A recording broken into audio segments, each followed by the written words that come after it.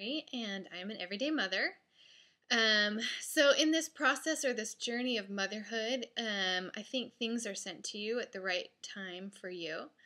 And as I'm learning and as I receive information that helps me, my goal is to pass that on to you.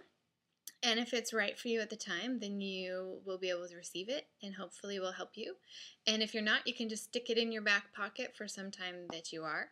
But I always think that things come to us for a reason at a certain time. So the last couple days, I have learned a couple new things and that have really changed the way that I look at motherhood. And so anyways, I'm going to pass those on to you. The one I'm going to talk about right now is about the pit and the pedestal, and I'm sure that you guys have heard about this a lot. I've heard of this analogy before, but it wasn't until this time that I heard it that it really, really sunk in for me. And what it is that whatever you're doing and wherever you are, you're always constantly putting someone else up on the pedestal, which means you're in the pit. Or vice versa, putting yourself up on the pedestal, which means someone else is in the pit. And I think as mothers, we do this a lot when we're hanging out with other people and other mothers. I know I do. It's like I'm constantly trying to judge where I am, whether I'm a good mother or not, or whether I'm a good wife or not, or a good productive part of society, whatever it may be. It seems like I am constantly doing this. So I'll be sitting there and I'll be like, you know what? That person is really good at homemaking skills, whether it's cooking or this or that. And I'm just really not. So they're up on this pedestal and I'm here down in this pit.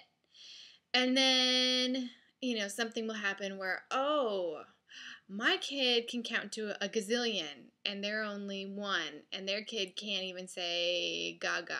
So I'm on a pedestal and now they're in the pit. And it just keeps going on as, the conversation continues and through several different conversations with several different mothers, this game is always going on. And it's not because they're the ones putting me on the pedestal or in the pit or other way around. It's my own insecurities, my own perceptions, and my own grasping to figure out where I fit because I don't already know. I'm not already confident and secure enough with myself. And so I'm always doing this. And I'm sure you guys have either done it yourself or been around people that you can tell are doing this, And if you're constantly going up and down, it's like a roller coaster. And by the end of the night, my emotions are shot and I'm exhausted. And since I've done it so many times, I can't keep count. And so I'm like, wow, I don't know where I ended up. Am I a good mom or not? I can't tell because I've been going up and down so much. Because when you're doing that, you're never with someone.